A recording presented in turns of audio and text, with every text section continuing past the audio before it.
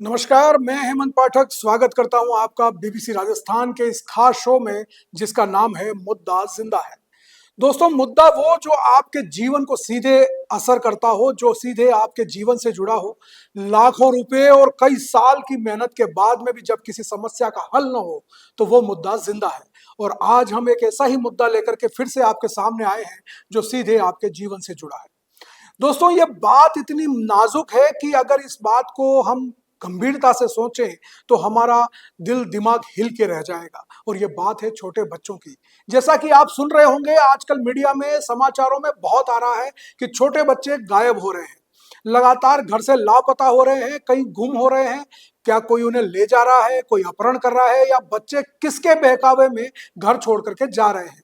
इन छोटे बच्चों को कैसे सुरक्षित रखा जाए, कैसे उनको अपने हिसाब से रखा जाए, कैसे उन लोगों को, बच्चों को समझाया जाए कि वो अपने परिवार को न छोड़ें, या कैसे उनको सुरक्षित रखा जाए, इसी मुद्दे पर आज हम जो है वो चर्चा करने वाले हैं। हमारे साथ स्टूडियो में होंगे कुछ खास मेहमान जो सीधे इन बच्चों के जीवन से जुड़े हुए हैं। वो बताएंगे हमें कि कैसे इन बच्चों को सुरक्षित रखा जाए और कैसे इन हालातों से निपटा जाए। तो चलिए मिलते हैं हमारे मेहमानों से और बात करते हैं उनसे इस मुद्दे पर।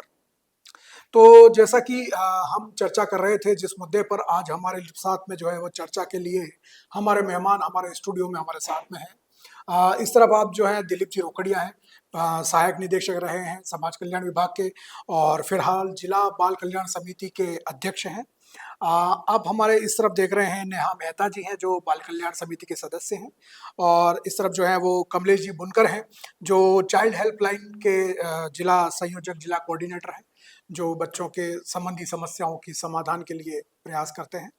तो आइए चर्चा शुरू करते हैं हम इनके साथ में। और सबसे पहले सवाल रोकड़िया जी आपसे है कि जो बच्चों को लेकर के इन दिनों जो ये सुरक्षा को लेकर के संकट चल रहा है, लगातार बच्चे गायब हो रहे हैं या लापता हो रहे हैं, तो ये समस्या क्यों बन रही है, इसके पीछे क्या कारण है और बाल कल्याण समिति इसके लिए क्या कर रही है? हमने भी ये प्रचार माध्यम से और सोशल मीडिया के माध्यम से ये जानकारी मिली हमें भी कि बच्चे को उठा के ले जा रहा है। उसमें कई देखने में आया कि बच्चे पलायन कर गए, लापता हो रहे हैं। अब इसके लिए कई कारण हैं। उठा के ले जा रहे हैं तो एक गैंग हो सकती है, पर अभी तक उस गैंग का कोई ऐसा सुराग मिला नहीं है। तो हम ये महसूस कर रहे हैं कि बच्चे किन्हीं कारणों से घर से पलायन कर रहे हैं। कई कारण हो सकते हैं, और मैं जो सोचता हूँ बहुत ज़्यादा कारण तो मोबाइल है। अच्छा। मोबाइल में बच्चे एकाग्र इतने हो गए हैं कि वो अपनी दूसरी सोच समझ बाकी रह गई। बच्चे परिवार में किसी ने थोड़ा सा डांटा, कुछ काम के लिए बोल दिया, और उसको मोबाइल छोड़ना पड़ रहा है, तो वो एकदम हाइपर हो जाता है। जी। तो एक बहुत बड़ी समस्या हमारे समाज में इसकी आ रही है। और और उसके बाद जहाँ तक पलायन की बात है, बच्चे 24 घंटे में, 48 घंटे में मिल जाते हैं, परिवार में कहीं चले जाते हैं। और ये जो चीज आ रही है कि गैंग कोई बच्चा उठा के ले जा रहा है, अभी तक ये सोशल मीडिया में ही आया है। तो वो भी एक समस्या पहले भी आई थी। सफेद गाड़ी में गाड़ियाँ चली थी बहुत पहले, साल 2 साल पहले। तो इस तरह में सभी लोगों को एक तो अलर्ट रहना चाहिए। मैं इसी से इनकार नहीं कर सकता कि ये चीजें भी है। बिल्कुल सर, कल भी हमने देखा होगा कि बड़ौदा की घटना थी, हमने भी सोशल मीडिया के माध्यम से जानकारी मिली थी कि वास्तव में 2 व्यक्ति जो थे वो महिला को बेच में आए थे, तो उन्होंने लोगों ने पकड़ भी लिया। परंतु सर, सबसे पहले हमें यह जानने की आवश्यकता है कि वास्तव में पुलिस उस तह तक पहुंचे कि वास्तव में सर ने बताया कि कौन सी गैंग और ऐसा काम क्यों कर रही है, बच्चों को वास्तव में ये कहाँ ले जा रहे हैं। और सबसे पहले तो अपने माता पिता पर बच्चों को नजर रखने की जरूरत है कि जो भी बच्चे, माता पिता है वो अपने बच्चों पर 24 घंटे नजर रखें। जिससे विद्यालय जा रहा है, अब घर के आने के बाद वो बच्चा क्या कर रहा है, क्या खेल रहा है, किस तरफ का काम कर रहा है, वह सभी बच्चे के माता पिता की निगरानी में रहेंगे तो घटनाएं बिल्कुल कम होगी। जहाँ तक दे रहा है कि मैं मोबाइल दूंगा, मैं चॉकलेट दूंगा, इस लालच से भी बच्चों को थोड़ा इधर उधर बुलाकर उनको इसको अपने बाल कल्याण समिति क्या कर रही है? हाँ, इसमें बाल कल्याण समिति तो अब इसमें ये चीज हमारे पास आई तो है। हम भी हमारे बाल कल्याण समिति में इस चीज को रखा था। अभी आज हमारी बैठक भी हुई थी, तो उसमें हमने इस चर्चा की थी। और हमारे कलेक्टर साहब से 14 तारीख को जो डीसीपी की हमारी एक त्रैमासिक बैठक होती है, उसमें पुलिस विभाग, प्रशासन और बाल कल्याण समिति, बाल अधिकारिता से जितनी भी संबंधित संस्थाएं वहाँ आएंगी, और हम उस पर आपका विशेष ध्यान आकर्षित करेंगे, और जो भी हमारे पास तथ्य हैं वो कलेक्टर साहब को और पुलिस विभाग को उपलब्ध करेंगे। कोशिश तो सबकी ये है कि अच्छा रहे, जी। और आम जनता से भी यही अनुरोध है कि वो भी अवेयर रहे बच्चों के प्रति, बच्चों के व्यवहार के प्रति, खास तौर से व्यवहार के प्रति, कि भाई बच्चों में जो चेंजेस आ रहे हैं व्यवहार में, उनको वो नोटिस करें। इसके लिए उनको समय बच्चों को देना पड़ेगा। जी। तो पिछले 4-5 दिनों से हम बात करें तो करीब 5-6 बच्चों के खोने की खबर सोशल मीडिया पर लगातार फैली। एक बच्चा जो है वो खो गया, फिर जयपुर में जाकर के वो मिला। अभी एक बच्ची रिसेंटली खोई थी, उसकी अभी आज ही जानकारी वापस सोशल मीडिया पर आई है कि वो वृंदावन चली गई थी और वहां से उसके परिवार के लोग लेकर के आए। तो ये क्या कारण होते हैं बच्चों के इस तरह से घर से निकल जाने के या लापता हो जाने के? ज्यादातर में तो मोबाइल और ये नए सोशल मीडिया पे नई नई दोस्तियां बनती है। अब जो हम बाल कल्याण समिति में हमारे पास पुनर्वास के लिए बच्चे आती है, तो जो पुलिस दर्ज करती है 366 363 में, वो सब में एक ही बात समझ कि हम यहाँ से मजदूरी करने वहां चले गए, किसी से दोस्ती हो गई तो उसके साथ चल दी। तो अब उसके प्रति परिवार को ही ये मानना पड़ेगा बच्चों पे विशेष ध्यान। और जो किशोर अवस्था की जो स्थिति है, ये ऐसी स्थिति है जहाँ बच्चे बहुत जल्दी बहक जाते हैं जी, और बहुत जल्दी किसी लालच में आ जाते हैं जी। तो उस चीज को समझना पड़ेगा। और इसके लिए हमारी चाइल्ड लाइन है, हमारे जो संस्थाएं हैं CCI, हम सब प्रचार प्रसार करते हैं कि बच्चों के विषय हम स्कूलों में जाकर के बच्चों को बताते हैं कि भाई आपको अगर कोई ऐसा करता है तो आप सतर्क होकर के अपने, परंतु वो तो खैर बच्चों के मानव स्वभाव है टीनेज का, उसको संभलने की जरूरत है। तो नेहा जी, हम बात करें बच्चों के लापता होने की और ये सारी चीजें, तो एक माँ बाप पर क्या गुजरती है, उनको क्या केयर करनी चाहिए इसको लेकर के? क्योंकि जैसे जो बच्चे किशोर अवस्था में हैं वो तो चलो फिर भी थोड़ा बहुत समझते हैं, लेकिन जो बिल्कुल बालक हैं, बालक बालिकाएं, हाँ। छोटे बच्चे हैं, उनको लेकर के कैसे केयर की जाए? क्योंकि बच्चों को खेलने से तो रोक नहीं सकते, हाँ। घर के बाहर जाने से भी नहीं रोक सकते, तो कैसे उनको संभाला जाए? इसमें घर में सबसे बड़ी जिम्मेदारी माँ की होती है और फिर पिताजी की भी होती है। पिताजी तो खैर काम पे जाते हैं, लेकिन माँ को उसके रिएक्शन पे ध्यान देना चाहिए कि बच्चा क्या रिएक्ट कर रहा है। उसके बाद मोबाइल भी थोड़ा कभी माँ को चेक करना चाहिए कि मोबाइल बच्चा में क्या यूज में ले रहा है, क्या नहीं ले रहा है। उसके बाद जब बच्चा बाहर निकल रहा है तो उसको ऊपर थोड़ी निगाहें रखनी चाहिए, उसका टाइमिंग पे ध्यान देना चाहिए। या घर से बाहर कोई अनजान व्यक्ति घूम रहा हो तो उसके ऊपर भी ध्यान देना चाहिए कि ये व्यक्ति क्यों बार बार अपने घर के बाहर आ रहा है, उसकी क्या वजह है। उस व्यक्ति से प्रश्न पूछने चाहिए, जी। उसकी जानकारी लेनी चाहिए। ये सब बच्चों के लिए ध्यान रखना चाहिए। तो बच्चों को जैसे पढ़ने के लिए भेजते हैं, हाँ, स्कूल जाते हैं, स्कूल तो से आ रहे हैं, हाँ, स्कूल बस से आ जा रहे हैं, आ जाते हैं, खेलने के लिए जा रहे हैं, तो टाइमिंग का भी बहुत जरूरी है कि बहुत भाई जरूरी बच्चा है। का टाइम हो गया अभी तक क्यों नहीं आया, जी। उसकी तुरंत उसकी पता करना चाहिए कि भाई क्यों नहीं आया। उसके बाद अगर बस से जा रहा है तो कांटेक्ट रखना चाहिए बस के ड्राइवर से, कंडक्टर से। ऑटो से जा रहा है तो रिक्शा वालों को ध्यान रखना। अच्छा, जहाँ टीचर से के पास जाए तो टीचर से कांटेक्ट रहना चाहिए कि हमारा बच्चा क्यों नहीं आया अभी तक। और हालांकि गाँव में तो पेरेंट्स को यही है, माताओं को, कि बच्चों पे थोड़ी निगाह रखे कि या कोई अनजान व्यक्ति उसके ऊपर कोई चीज उसको दे रहा हो, कोई किसी लालच, मोबाइल, चॉकलेट, कोई चीज की लालच से उसको कोई बहका रहा हो, तो उस पर भी ध्यान देना चाहिए। क्योंकि शहर में हम बात करें तो शहर के पेरेंट्स तो अब अवेयर हैं क्योंकि ऐसी घटनाओं से। हाँ, कह रही गांव में हूँ, अभी भी जो है वो ना इतना अवेयरनेस है नहीं, है क्योंकि अभी जो भी घटनाएं हमारे सामने आई है वो ज्यादातर गांव के बच्चों की ही आई बच्चों है। की। तो गांव के पेरेंट्स को भी जो है वो इस तरह से। बस गांव में एक्चुअली ये क्या है, माता पिताओं को, उनकी दादियों को, उनको ध्यान रखना चाहिए कि बच्चा एक्चुअली कहाँ जा रहा है, किधर जा रहा है, थोड़ी निगाहें रखनी चाहिए। जी। आसपास में कोई अनजान व्यक्ति तो नहीं घूम रहा है, उस पर ध्यान रखना चाहिए। बाहर बैठा तो नहीं है कोई अपने अनजान व्यक्ति, या कोई चीज लालच से दे रहा हो। अच्छा, बच्चियां होती हैं, बच्चियों को भी बहुत जल्दी से वो लोग हाँ। थोड़ा उनका मोटिवेशन कर लेते हैं कि तुम चलोगे तो मैं मोबाइल दूंगा। आजकल मोबाइल के लालच से बच्चे तुरंत निकल जी, जाते हैं। बिल्कुल बिल्कुल। ये चीज का बहुत ध्यान रखना चाहिए पेरेंट्स को। कमलेश जी, आप चाइल्ड हेल्पलाइन चलाते हैं जी। और कितने समय से चला रहे हैं चाइल्ड हेल्पलाइन? सर, ये चाइल्ड हेल्पलाइन का संचालन बांसवाड़ा जिले में 15 अप्रैल 2015 से शुरुआत हुई थी। तो बांसवाड़ा जिले में तब से शुरुआत से ये हेल्पलाइन का संचालन हो रहा है। क्या काम करता है हेल्पलाइन? ये हेल्पलाइन यह काम करता है कि सर एक टोल फ्री नंबर है 1098, इस टोल फ्री नंबर पर अगर किसी भी प्रकार का पीड़ित बच्चा अगर आपको मिलता है, कहीं पर भी मिलता है, किसी भी हालत में मिलता है, अगर आपको यह लगे कि इस बच्चे को केयर करने की आवश्यकता है, क्योंकि इसमें एक तो यह रहता है कि मेरा नाम गोपनीय रहे और मैं किसी झंझट में पड़ना नहीं चाहता हूं, तो मैं खाली और खाली चाइल्ड लाइन को फोन कर दूं तो निश्चित तौर पर उस बच्चे का भला हो जाएगा।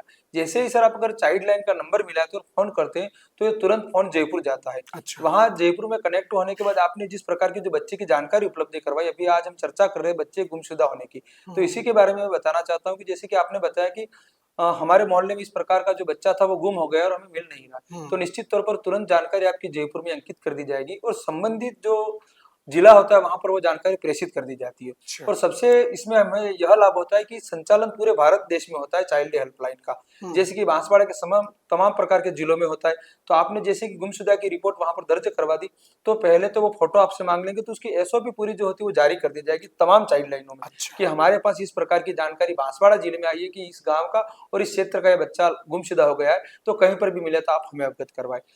साथ ही साथ चाइल्ड लाइन के माध्यम से पुलिस प्रशासन को पत्र के माध्यम से भी अवगत करवाया जाता है कि हमारे पास इस प्रकार की जानकारी है, तो आप हमें सहयोग प्रदान करें। और चाइल्ड लाइन के तमाम प्रकार से काम होते हैं कि सर आपने गांवों में देखा होगा कि कोई भी पीड़ित बालक होता है जिसके माता पिता मर जाते हैं, तो उसको सरकार की योजनाओं से कैसे जोड़ना। गाँव में बाल विवाह होते हैं, अगर आप जानते हो कि आजकल अधिकांश गाँव में बाल विवाह भी होते हैं, तो इस प्रकार के बाल विवाह को रोकने में हमारी कैसी महत्वपूर्ण भूमिका हो, और उसमें भूमिका के साथ में हमें यह भी ध्यान लोग रखते हैं कि उसमें कहीं मेरा नाम ना आ जाए। तो चाइल्ड लाइन पर फोन करने से हमें यह फायदा मिलता है कि जो आपकी जानकारी देते हैं उसका नाम गोपनीय रखा जाता है। तो एक तो सबसे बड़ी बात यह होगी कि उसका भला भी हो गया और हमारा नाम भी नहीं आया। इसीलिए सभी नागरिकों को से एक तो यह है कि चाइल्ड लाइन पर हमें निश्चित तौर पर किसी भी प्रकार का पीड़ित बालक दिखे हमें तो उसकी जानकारी हमें अवश्य देनी चाहिए। तो आपका जो ये जो चाइल्ड लाइफ सेंटर है या हाँ सर। हेल्पलाइन नंबर है, कितने बच्चों को रेस्क्यू कर चुका है और क्या क्या कर चुका है अब तक? सर चाइल्ड हेल्पलाइन में रेस्क्यू का तो जैसे कि बाल श्रम, जैसे कि बांसवाड़ा जिले में आज की घटनाक्रम की मैं आपको अवगत करवाना चाहता हूं। तो आज हमारे पास 3 केस आए थे कुशलगढ़ क्षेत्र के। वहां पर सूचनाकर्ता ने अवगत करवाया था कि कुशलगढ़ में 3 जो बालक है वो होटलों पर नाबालिग काम करते हैं। तो वहां पर टीम है वो पहले तो मानव तस्करी यूनिट को अवगत करवाएगी और मानव तस्करी यूनिट के और संयुक्त तत्वाधान में चाइल्ड लाइन को वहां पर जाकर पहले तो निगरानी रखी जाएगी कि वास्तव में बालक होटल में काम करता है या नहीं करता। फिर वहां पर जाकर रेस्क्यू किया जाएगा। बच्चों को पकड़ लाने के बाद में तमाम कार्रवाई करवाने के बाद में जिला बाल कल्याण समिति के माध्यम से उस बालक का पुनर्वास किया जाएगा सर्वोत्तम हित को ध्यान में रखते हुए। पहले तो बाल कल्याण समिति के माध्यम से स्कूल को पाबंद किया जाएगा, माता पिता को भी पाबंद किया जाएगा कि आपका बच्चा इसी उम्र में अगर पढ़ने लायक है तो वो विद्यालय क्यों नहीं जा रहा है। इस प्रकार के हमने बांसवाड़ा जिले में सर 2015 से लगाकर अब तक 77 बच्चों को हमने रेस्क्यू करवाकर मुक्त करवाया है। और सबसे बड़ी भूमिका हमारी इस क्षेत्र में यह रही कि जैसे कि पहले हमारे जो गडरिया आते थे भेड़े चराने के लिए, तो वो बच्चों को अपने साथ में ले आते थे, तो बच्चे पढ़ाई से वंचित हो जाते। चाइल्ड लाइन पर जैसे कि जानकारी मिली तो हमने बाल कल्याण समिति ने और हमने और मानव तस्करी ने संयुक्त तत्वाधान में 17 बच्चों को वहां पर मुक्त करवाया।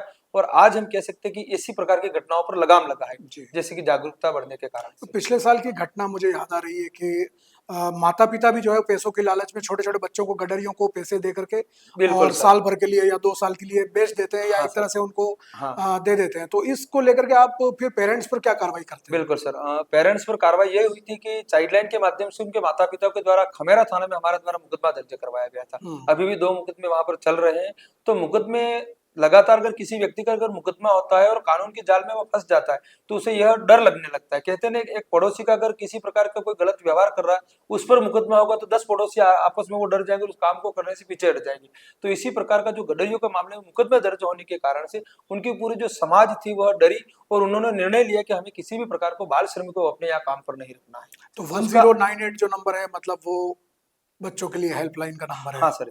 कितने लोगों की टीम है आपकी? हमारे यहाँ पर 8 लोगों की टीम है, जिसमें एक जिला समन्वय का पद है, एक काउंसलर का पद है। जैसे कि बीच में अभी बात चली थी कि जो बच्चे हम रेस्क्यू करके लाते हैं तो हमारे जो काउंसलर होते हैं उस बच्चे की काउंसलिंग करती है कि अभी जैसे कि घटनाक्रम ये चला कि गुमशुदा बच्चे हो जाते हैं तो उसकी पूरी काउंसलिंग की जाती है कि भाई तुम घर से निकल गए तो आखिरकार निकलने का क्या कारण रहा था, तुम क्यों चले गए। उस प्रकार की काउंसलिंग को पूरी रिपोर्ट दस्तावेज तैयार करके फिर बाल कल्याण समिति को रिपोर्ट भी प्रस्तुत की जाती है जब बच्चे को प्रस्तुत करते हैं तब। तो जैसा कि कमलेश जी ने बताया 1098 इस नंबर को आप भी नोट कर लें। ये बच्चों के लिए एक हेल्पलाइन नंबर है। जी हाँ। बच्चों के संबंध में कोई भी समस्या हो, चाहे बाल श्रम की हो, कोई प्रताड़ना हो, या उसके साथ में किसी भी तरह की दिक्कत हो, बच्चा परेशानी में अगर आप देखते हैं तो आप 1098 पे कॉल करके और चाइल्ड हेल्पलाइन नंबर पे संपर्क कर सकते हैं। उस संबंध में शिकायत कर सकते हैं और वो बच्चों की हर तरह की समस्या को समाधान करने का जी प्रयास हाँ। करेंगे। तो कमलेश जी, ये तो हो गई हेल्पलाइन नंबर की बात। अब हम बात करें तो बच्चों से संबंधित कौन कौन सी समस्या या कौन कौन से ऐसे मुद्दे हैं जिन पर आपसे संपर्क किया जा सकता है? हाँ, बिल्कुल सर, अच्छा सवाल बताया आपने कि जैसे कि बीच में बताया गया कि आजकल बच्चे भी करते हैं। हम्म। बीच में एक घाटोल का एक कुआनिया गांव था, हम्म। वहां पर एक बालिका 11वीं कक्षा में पढ़ती थी।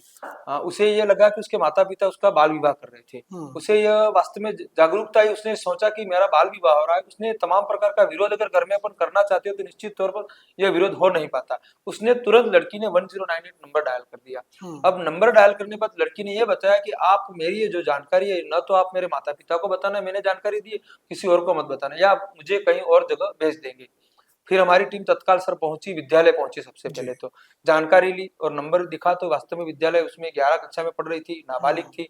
टीम वहां से उसके घर पर पहुंची तो पूरी जानकारी में उसकी पत्रिका वगैरह छप चुकी थी, तो देखा कि आप नाबालिग का विवाह करवा रहे। हम्म। फिर तुरंत हमने वहां पर आंगनबाड़ी कार्यकर्ता, एसडीएम साहब एवं तहसीलदार साहब को अवगत करवाने के पश्चात वो टीम वहां पर आई और सभी लोगों को पाबंद करवाया, माता पिता परिजनों सबको, कि आप इस बालिका का नाबालिग विवाह नहीं करवाएंगे, अन्यथा आपके खिलाफ कानूनी कार्रवाई की जाएगी। हम्म। तो देखिए, इस नंबर का उपयोग ये होगा कि जो बालिका थी स्वयं आगे आकर फोन करती है। बराबर। आज अगर हम बात करें किसी बच्चे को सर, अगर किसी प्रकार की योजनाओं की लाभ नहीं मिलता है तो हम्म। तुरंत 1098 पर फोन करते हैं।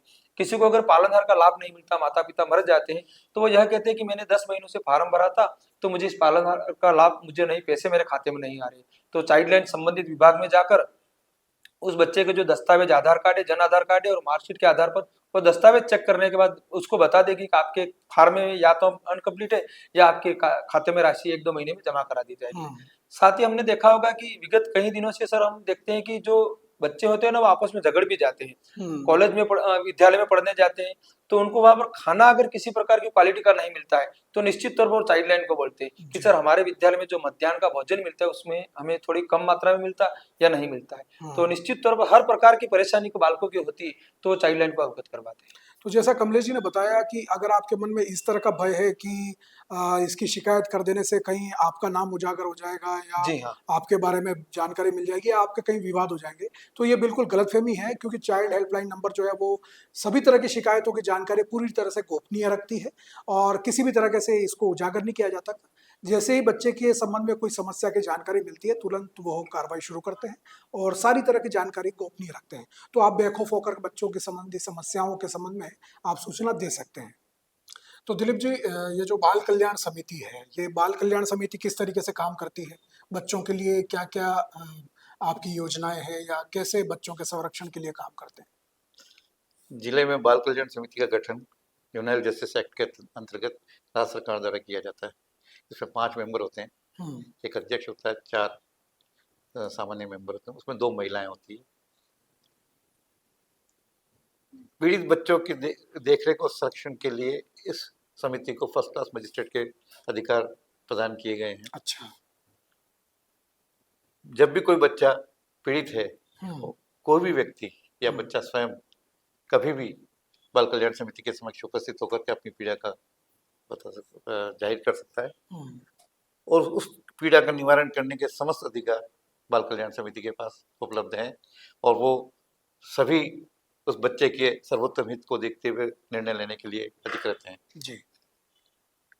जनरली बच्चे हमारे पास पुलिस के माध्यम से आते हैं। जब हम्म। पुलिस किसी बच्चे को का केस दर्ज होता है, पुलिस अपनी कस्टडी में लेती है, हम्म। तो उसको पुनर्वास कराने की जिम्मेदारी बाल कल्याण समिति की है। 24 घंटे के अंदर पुलिस बाल कल्याण समिति के समक्ष पेश कर देती है और उसके बाद कमेटी बैठ के ये निर्णय लेती है कि इसके लिए इसके हित कहाँ पर है। हम्म।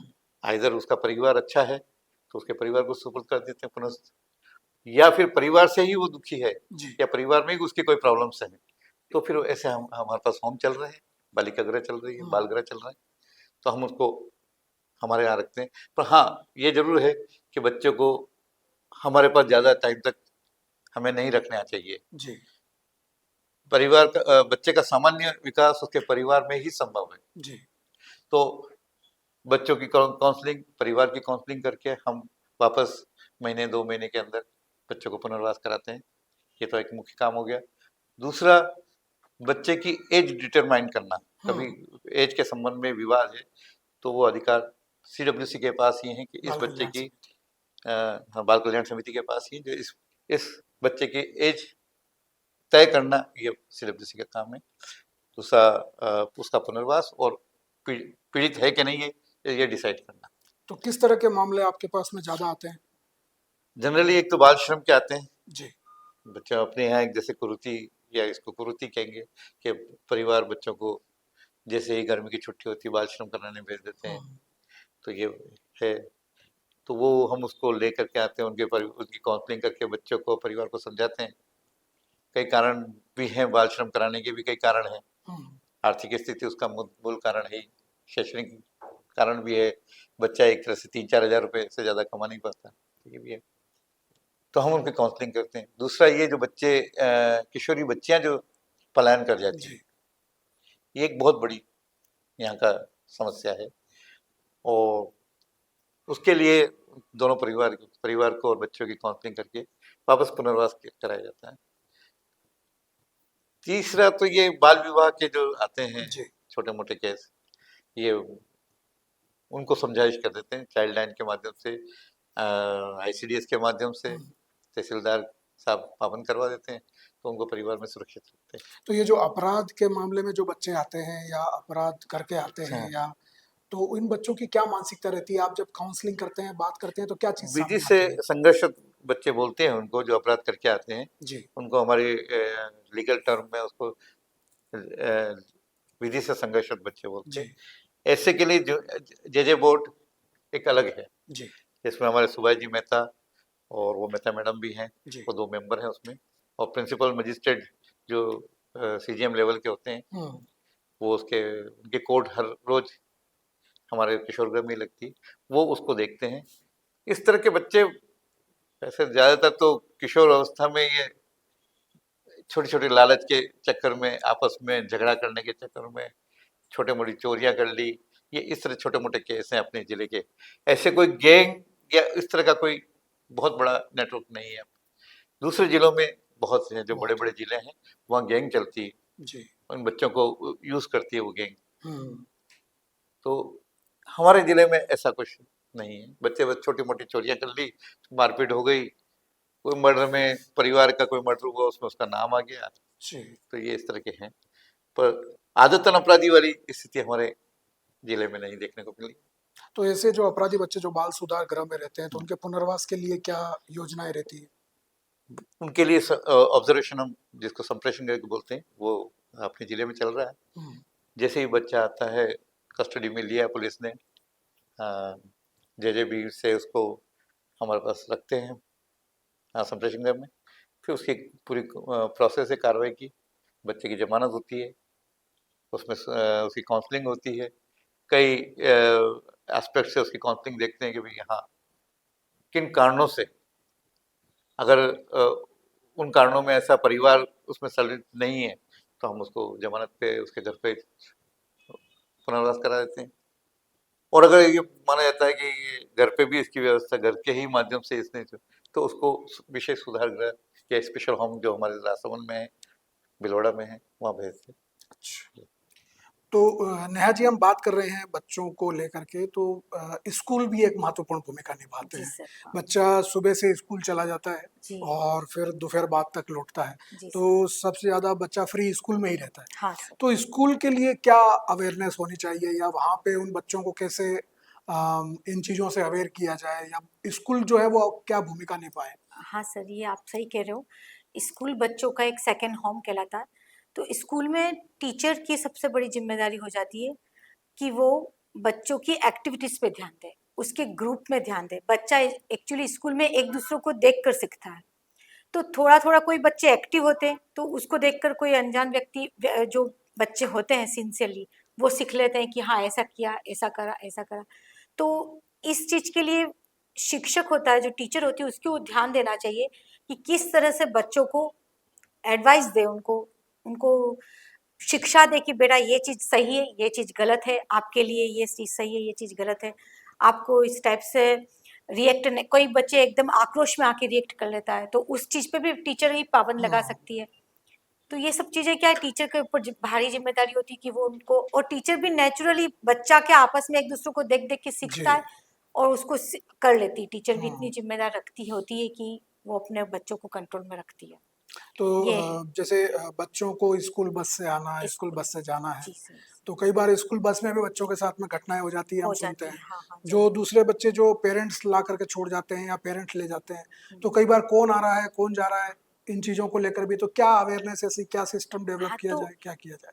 इसमें सबसे पहला ये है कि पेरेंट्स को एक तो बस में बिठा रहे हैं तो सबसे बस में जो उनके हैं मोबाइल कॉल नंबर होने चाहिए। हम्म। अच्छा, डायरेक्ट स्कूल भी कई बार क्या होता है कि बसें और ऑटोज अवेलेबल करवाती है तो स्कूल के पास सारी रिपोर्ट मिल जाती है वो सारी के लिए। जी। तो बच्चों को यूं है कि अपने स्कूल में भी अगर स्कूल से अवॉइड वो कर रहे हैं, बच्चे बसों में जा रहे हैं, तो बस वालों को भी एक अच्छी भारी जिम्मेदारी इसके साथ बच्चों को लेके जाना चाहिए।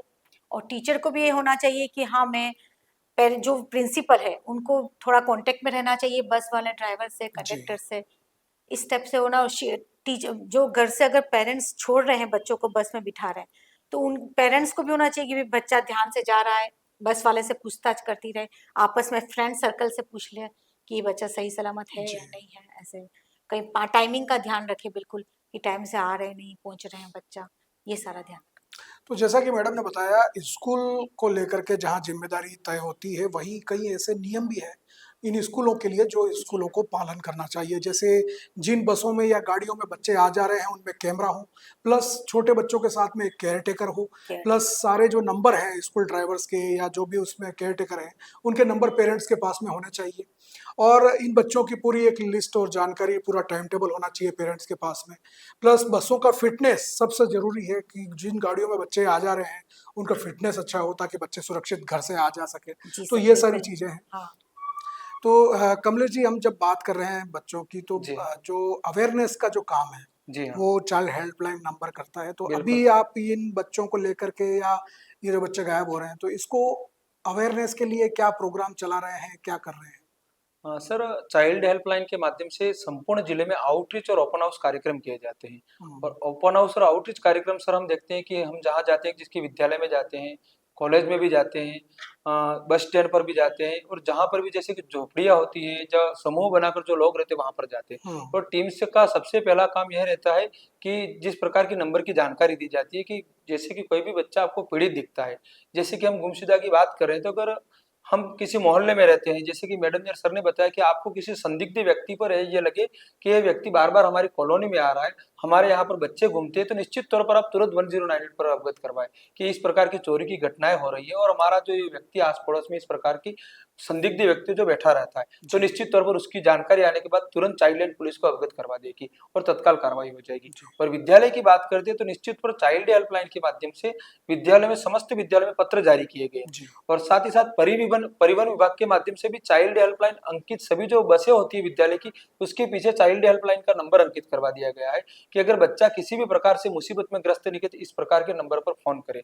साथ ही साथ विद्यालय में जो भी टीचर्स होते हैं उनको ये समझना है कि ये बच्चे जो है अपने घर को छोड़कर हमारे पास आए, तो निश्चित तौर पर उन पर नजर रखी जाए। और जो बस के कंडक्टर होते हैं उनकी उस प्रकार के उनको ट्रेनिंग दी जाए कि जो आप बच्चे को लेकर जा रहे हैं तो निश्चित तौर पर जब छोड़ने जाए तो उसको घर पर छोड़ने से पहले उसके माता पिता को या तो बुला दें कि आपके बच्चों को जो दूर है तो मैंने छोड़ने आ गया, तो निश्चित तौर पर माता या पिता जो भी संदर्भित परिवार का उसको घर पर ले जाए।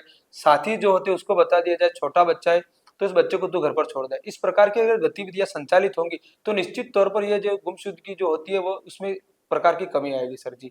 और हमारी जो चाइल्ड लाइन की टीम है वो निश्चित तौर पर बांसवाड़ा जिले के तमाम जो भी स्कूलें होती है वहां पर जाकर सभी बच्चों को बताती है कि आपके अंदर किसी भी प्रकार का अगर डर का या माहौल है तो निश्चित तौर पर आप चाइल्ड लाइन को अवगत करवा दें। जी। चाइल्ड लाइन आपको काउंसलिंग करेगी, आपकी हर प्रकार की मदद करेगी।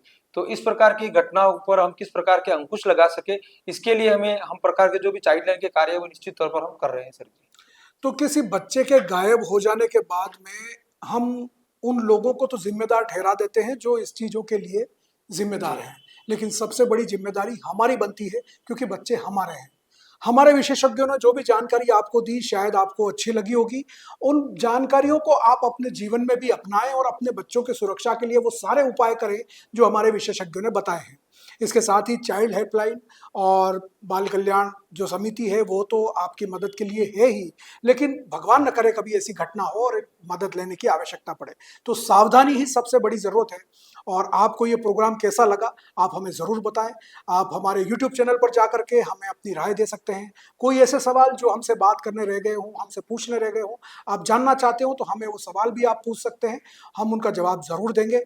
इसी तरह के और कार्यक्रमों को देखने के लिए बने रहें बीबीसी राजस्थान के साथ। धन्यवाद।